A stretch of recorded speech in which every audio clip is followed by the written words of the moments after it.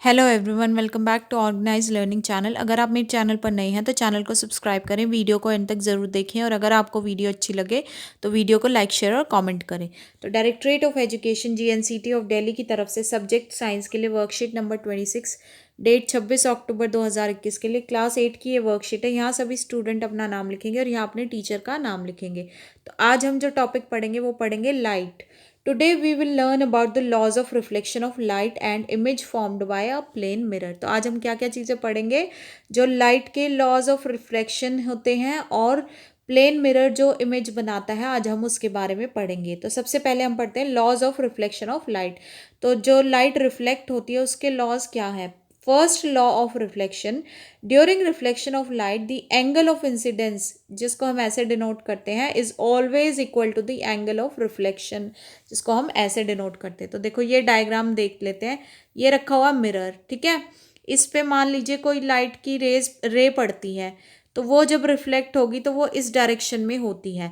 तो इस वजह से जो ये एंगल बनाएगी इंसिडेंट रे, ये किसके बराबर होगा, इस एंगल जो कि रिफ्लेक्टेड रे द्वारा बनाया जाएगा। तो आई और आर जो है दोनों बराबर होंगे और ये हमेशा नॉर्मल होता है, जो कि इसके साथ, इस मिरर के साथ या प्लेन के साथ 90 डिग्री का एंगल बनाता है।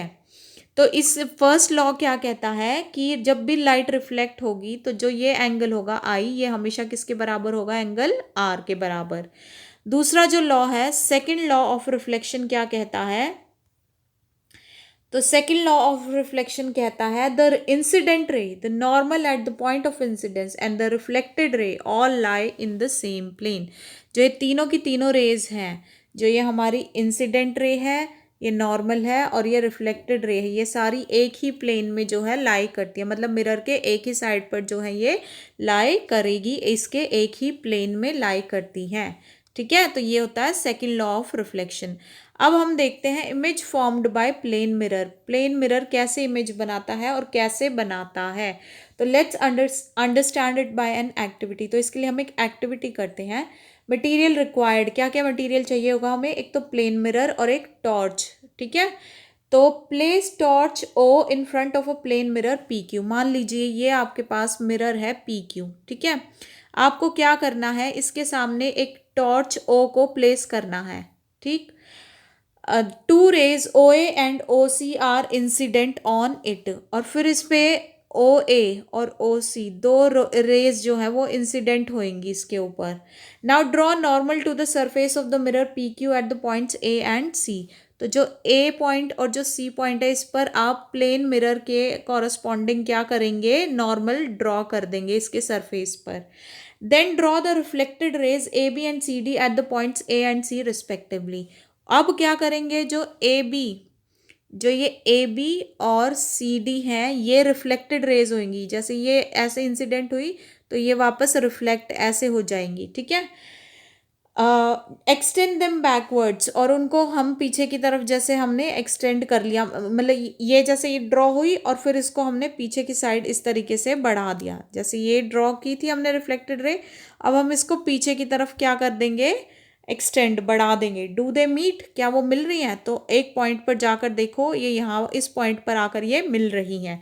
If they meet mark this point as O dash, और अगर ये मिल रही है तो हमने इस पॉइंट को क्या नाम दे दिया, O dash. For a viewer's eye at E do the reflected rays appear to come from the point O. और अगर मान लीजिए ये आप खड़े हैं यहाँ पर, ये आप अपनी आई से इस चीज़ को देख रहे हैं, तो जो रिफ्लेक्टेड रेज है, क्या वो आपको ऐसा लग रहा है कि वो ओ पॉइंट से आ रही है। Since the reflected rays do not actually meet at O but only appear to do so, we say that a virtual image of the point O is formed at O dash. लेकिन ऐसा होता नहीं है, जो reflected raise है वो actually O point पे नहीं मिलती, बस वो हमें लगती है कि वो ओ पॉइंट पर मिल रही है। तो क्योंकि वो एक्चुअली नहीं होती और वो हमें लगता है ऐसा, तो इसलिए क्या कहेंगे हम कि ओ पॉइंट की वर्चुअल इमेज जो है वो ओ डैश पर हमें बनी हुई दिखाई देती है। तो मिरर के जो बिहाइंड, पीछे हमें इमेज जो है वो दिखती है हमेशा, हमें मिरर के आगे कभी भी इमेज जो है नहीं दिखती, इसीलिए ये वर्चुअल इमेज होती है। अब अगला आगे हम कुछ क्वेश्चंस देखेंगे। फर्स्ट क्वेश्चन क्या है हमारे पास, check yourself. First question है state the laws of reflection of light. तो दो लॉज पढ़े हैं ना हमने, तो बिल्कुल ये एज इट इज़ यहाँ से, ये फर्स्ट लॉ ऑफ रिफ्लेक्शन से लेकर यहाँ सेम प्लेन तक, ये फर्स्ट लॉ है रिफ्लेक्शन का और ये सेकंड लॉ है। तो ये दोनों लॉज जो हैं आप अपनी नोटबुक में लिखेंगे। उसके बाद नेक्स्ट क्वेश्चन आता है हमारे पास, during reflection of light if the angle of incidence is 60 degree what will be the angle of reflection. अगर लाइट रिफ्लेक्ट हो रही है तो उस वक्त अगर इंसिडेंट एंगल जो है वो 60 डिग्री है, तो रिफ्लेक्टेड एंगल कितना होगा, तो वो भी कितना हो जाएगा 60 डिग्री। क्यों? क्योंकि हमने अभी ऊपर पढ़ा था ना कि जो एंगल ऑफ इंसिडेंस होता है वो हमेशा एंगल ऑफ रिफ्लेक्शन के बराबर है। तो अगर हमारा एंगल ऑफ इंसिडेंस जो है वो 60 डिग्री है, तो एंगल ऑफ रिफ्लेक्शन भी क्या होएगा 60 डिग्री। अगला क्वेश्चन देखते हैं, how images are formed in a plane mirror, explain.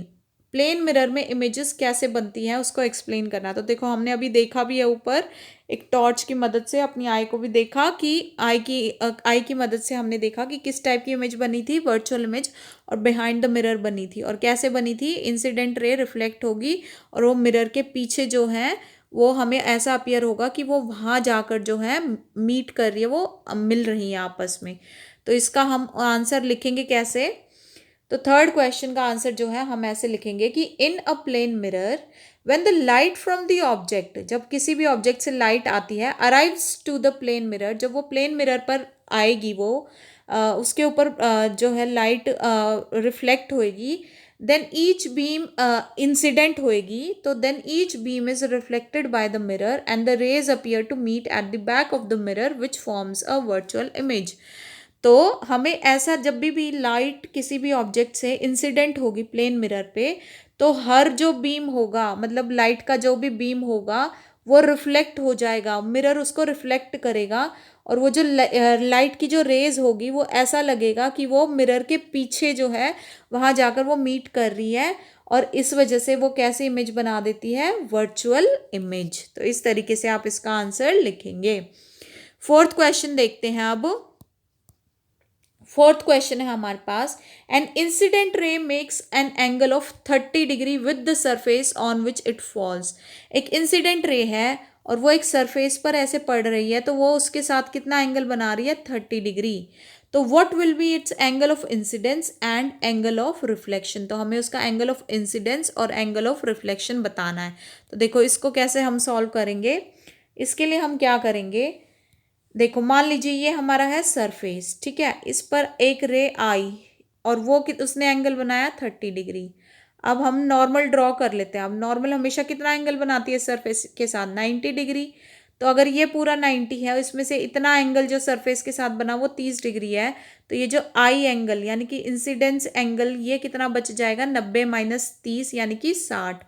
और ये अगर इंसिडेंट एंगल ऑफ इंसिडेंस आई है तो रिफ्लेक्ट एंगल ऑफ रिफ्लेक्शन कैसा हो जाएगा, बिल्कुल ऐसा ही होगा ना, इसके बराबर होता ना, तो ये भी कितना हो जाएगा 60 डिग्री। तो हम इसको लिखेंगे कैसे कि angle formed with surface is equal to कितना degree, 30 degree. Angle formed by normal is equal to कितना होता है, नॉर्मल कितने डिग्री का एंगल बनाती है, 90 डिग्री। एंगल ऑफ इंसिडेंस आई कितना हो जाएगा, जो ये पूरा 90 था या नॉर्मल ने जो बनाया था उसमें से जो सरफेस बनाया था उसको माइनस कर देंगे, तो 90 degree minus 30 degree is equal to कितना बच जाएगा, 60 डिग्री। तो एंगल ऑफ इंसिडेंस कितना आया हमारा, 60 डिग्री। अब क्योंकि एंगल ऑफ इंसिडेंस किसके इक्वल होता है, एंगल ऑफ रिफ्लेक्शन के, तो एंगल ऑफ रिफ्लेक्शन जिसको हम आर से रिप्रेजेंट करेंगे तो वो किसके बराबर हो जाएगा, आई के, और आई कितना निकला हमारा 60। तो एंगल ऑफ रिफ्लेक्शन भी कितना आ जाएगा हमारा 60 डिग्री। तो इस तरीके से फोर्थ क्वेश्चन को जो है हम सॉल्व करेंगे, ठीक है। अब आगे देखते हैं, इसी के साथ साथ कोरोना से बचने के लिए keep maintaining physical distance of 6 feet और 2 यार्ड्स। तो कोरोना से बचने के लिए 6 फीट या 2 गज की शारीरिक दूरी बनाना बहुत ज़रूरी है।